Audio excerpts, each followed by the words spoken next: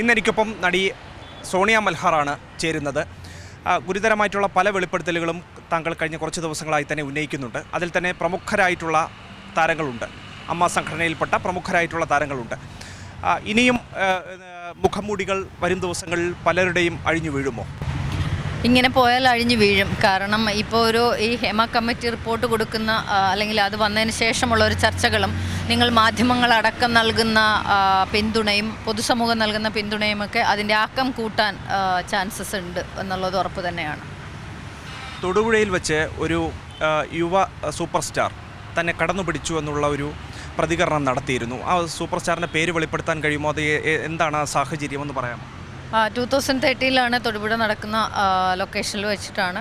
യുവനടനായ super star തന്നെയാണ്. അപ്പോൾ അദ്ദേഹം നമ്മൾ ടോയ്ലറ്റിലേക്ക് പോയിട്ട് തിരിച്ചു വരുന്ന വഴിയാണ് അങ്ങനെ കയറിപ്പിടി. അൺഎക്സ്പെക്റ്റഡ് ആകുമ്പോഴും ഫസ്റ്റ് അങ്ങനത്തെ ഒരു എക്സ്പീരിയൻസ് വന്നപ്പോഴും ആദ്യം ഒന്ന് പേടിച്ചു. അപ്പോൾ പേടിച്ചിട്ട് കൈ തള്ളി മാറ്റുകയും കരയുകയും ചെയ്തു. വേറെ ഒന്നും ചെയ്തില്ല. പക്ഷെ അത്രയും ഹോൾഡ് ചെയ്ത് നമ്മുടെ പെർമിഷൻ ഇല്ലാതെ ഒരു പുരുഷൻ വന്ന് അത് ചെയ്തപ്പോൾ അത് അത്രയും വലിയൊരു നടനിൽ നിന്ന് നമ്മൾ ഒരിക്കലും പ്രതീക്ഷിക്കാത്തൊരു കാര്യം വന്നപ്പോൾ മാക്സിമം നമുക്കൊരു മാനസികമായിട്ടുള്ളൊരു സമ്മർദ്ദം ഉണ്ടായി. പക്ഷേ അതിനുശേഷം ആൾ മാപ്പ് പറയുകയും 4 ദിവസത്തോളം അവിടെ ഷൂട്ടിംഗ് ഉണ്ടായിരുന്നു. വേറെ ഒരു തരത്തിലുള്ളൊരു പ്രശ്നങ്ങൾ ആ ലൊക്കേഷനിൽ എനിക്ക് അനുഭവപ്പെട്ടിട്ടുണ്ടായിരുന്നില്ല. അതുകൊണ്ട് തന്നെ അത് പോകെ അവരോട് നമുക്കൊരു പേഴ്സണൽ ഗ്രജോ കാര്യങ്ങളൊന്നുമില്ല. എങ്കിലും ഇത്രയും വർഷം കഴിഞ്ഞ് വീണ്ടും അതുപോലുള്ള ഒരുപാട് കാര്യങ്ങൾ കേട്ടപ്പോൾ ഇപ്പോഴും അതിനൊന്നും മാറ്റങ്ങളില്ല. അതിനേക്കാൾ ഭീകരമാണ് പല അവസ്ഥകളും.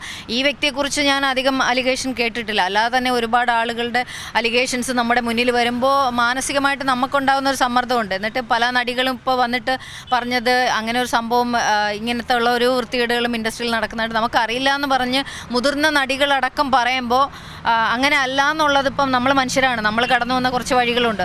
ഓൾമോസ്റ്റ് ഒരു 11-12 വർഷമായിട്ട് ഞാനും സിനിമ ഇൻഡസ്ട്രിയിലുള്ള ആളാണ്. കുറച്ച് വിട്ടു നിന്നുവെങ്കിലും അപ്പോൾ ഇത്തരം പല അനുഭവങ്ങളിലൂടെ നമ്മളും കടന്നു പോയിട്ടുണ്ട്. അപ്പോൾ ഇതൊക്കെ ബ്രേക്ക് ചെയ്യപ്പെട്ടതുകൊണ്ട് തന്നെ പല അവസരങ്ങൾ നിശ്ചയിച്ചിട്ടുണ്ടെന്നുള്ളതേ ഉള്ളൂ. പീഡിപ്പിക്കാൻ നിന്ന് കൊടുത്തിട്ടില്ല. വേർബലി തുടങ്ങുമ്പോൾ തന്നെ അത് സ്റ്റോപ്പ് ചെയ്തിട്ടുണ്ട്. ഇപ്പം ഒരു മെസ്സേജ് ആയിട്ടോ അല്ലെങ്കിൽ അവർ ഇൻഡക്ഷൻ തരുമ്പോൾ തന്നെ നമുക്ക് താല്പര്യമില്ല, സിനിമ ഇല്ലെങ്കിൽ ഇല്ല എന്ന് പറഞ്ഞ് ഒഴിവായിട്ടുണ്ട്. അതുകൊണ്ട് നമുക്ക് പേഴ്സണലി നമ്മളെ അറ്റാക്ക് ചെയ്യുന്ന രീതിയിലേക്ക് വന്നിട്ടില്ല. അതുകൊണ്ട് തന്നെ പക്ഷേ മറ്റുള്ള കുട്ടികളെ ഇപ്പോഴും ഉപദ്രവിക്കുന്നു അല്ലെങ്കിൽ അതൊക്കെ ആളുകൾ സഹിച്ച് ഇനിയും അടിമയായിട്ട് അത്തരം സാഹചര്യങ്ങളിലൂടെ കടന്നു പോകണമെന്ന് വെച്ചപ്പോൾ ഇത് തുറന്നു പറയണം. അല്ലെങ്കിൽ കമ്മിറ്റി വന്നപ്പോൾ സർക്കാരും മറ്റു സംവിധാനങ്ങളും നൽകുന്നൊരു ധൈര്യത്തിൽ നമ്മളിപ്പോൾ ഇരയുടെ അല്ലെങ്കിൽ പ്രതിയാക്കപ്പെട്ട ആളുകളുടെ പേരുകളോ ഞാനിപ്പോൾ കേസുമായിട്ടോ കാര്യങ്ങളായിട്ടോ ഒന്നും പോകുന്നില്ല. എങ്കിൽ പോലും എനിക്കുൾപ്പെടെ ഇങ്ങനൊരു അനുഭവം വന്നല്ലോ. അപ്പോൾ പിന്നെ എന്തുകൊണ്ടാണ് സിനിമ ഇൻഡസ്ട്രിയിൽ അങ്ങനെ ഇല്ലയെന്ന് പറഞ്ഞാൽ ഞാൻ സമ്മതിക്കില്ല. അതുകൊണ്ട് അത് എല്ലാവരും അങ്ങനെയൊന്നല്ല. ഒരു 20% ആളുകൾ ഇതിനകത്ത് വളരെ മോശമായിട്ടുള്ള കൈകാര്യത്തിൽ നടക്കുന്ന ആളുകളുണ്ട്.